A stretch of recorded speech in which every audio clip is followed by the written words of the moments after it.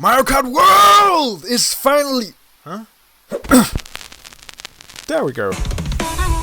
Mario Kart World is finally out, and it's pretty fun. I've really enjoyed the game so far, and no, it isn't perfect. It has quite a few flaws and certain things I dislike, but this is not going to be some sort of critique or review. We have waited 11 whole years for the next Mario Kart game. It's honestly a bit wild that it actually exists. Mario Kart 8 Deluxe felt like the end. The perfect Mario Kart. Everything was so tight and refined, it all felt right. Equal parts competitive and casual, making it fun for anyone to play. I've always wondered, where could they go from here? But now, we have arrived at something completely different. But the question isn't just, is it good? Because yes, it's very good.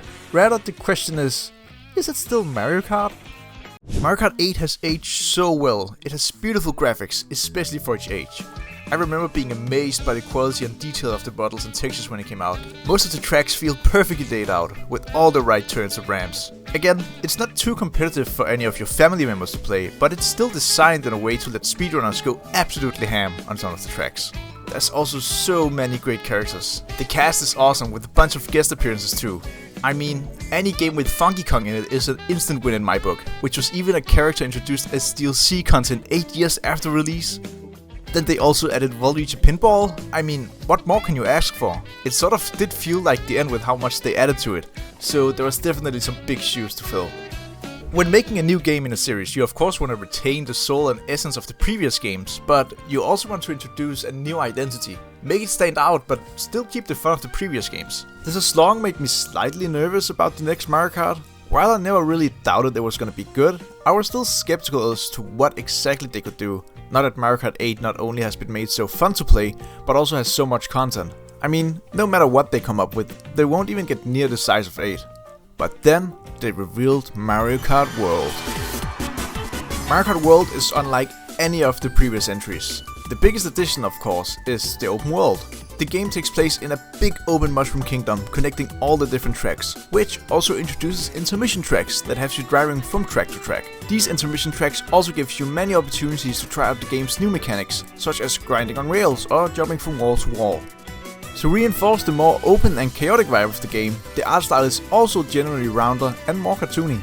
The vehicles are animated squishy and stretchier, the movement feels floaty and bouncy, and even the physics makes for a random animation when you get hit by items that sometimes land you right back on your wheels as if nothing even happened.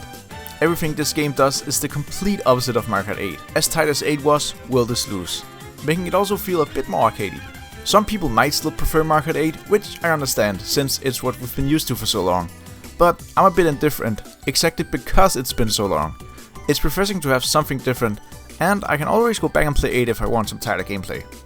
In my opinion, 8 felt more like a natural evolution of the franchise. It expanded on all the new mechanics in 7, with 7 also feeling like a modern version of DS and Wii, even though Wii sort of does its own things at times. But with World, they went in a completely different direction, which I honestly think was a good idea now that 8 sort of rounded out the formula. Instead of simply evolving, it innovates. But not every franchise is as bold as Mario Kart. Look, I love Breath of the Wild and Tears of the Kingdom, but if I'm being honest, as soon as I had played a few hours of Tears of the Kingdom, the hype sort of died down. I mean, in a game design sense, it's good, if not better than Breath of the Wild. It's the same game, just with more content, but that's also the problem. The magic of Breath of the Wild to me was the discovery. Everywhere you went in Breath of the Wild was fun and exciting. I wanted to see it all, and I also did. That's rare for me in games. But they've made the game so good. They can't just go back now, right? So what's the solution? They just repeat it. A pretty safe and still somewhat good option, but it just doesn't hit the same. Despite there being changes to pretty much every part of the world, as well as 2 whole new layers to explore, it's still just the same.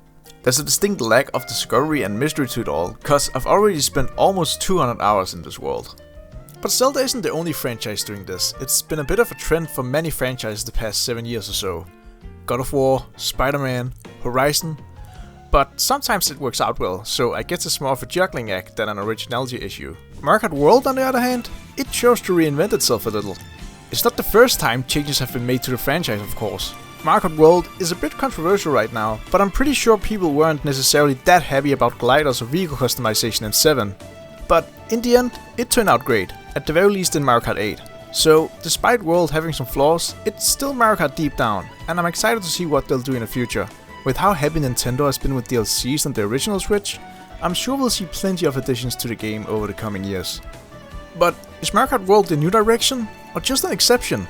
Like I mentioned earlier, you don't want to drift too far away from what made Mario Kart so great in the first place. If World is the new standard, what does that mean for the future? Will the next game lean even more into the open world design? Maybe something like Forza Horizon, and how far can they push it before it stops feeling like Mario Kart? But there is one major clue that World might be something different: the name. The last two entries followed a clear numbering system: Mario Kart 7, then Mario Kart 8. So you'd expect the next one to be 9, right? I don't think World is just a creative name for what could have been Mario Kart 9. It feels more like a spin-off or an experiment, much like Tour was, which implies the next game could go back to basics. So, all in all, World might be a bold new direction, or it could just be some experimentation. Either way, the game is very fun. Although, I really wish you could turn off intermission tracks! They're fun, but not all the time. I just want to play the actual tracks. Thanks for watching. I hope you enjoyed the video. Any feedback would be appreciated. And hey, let me know what you think the future of Mario Kart should look like.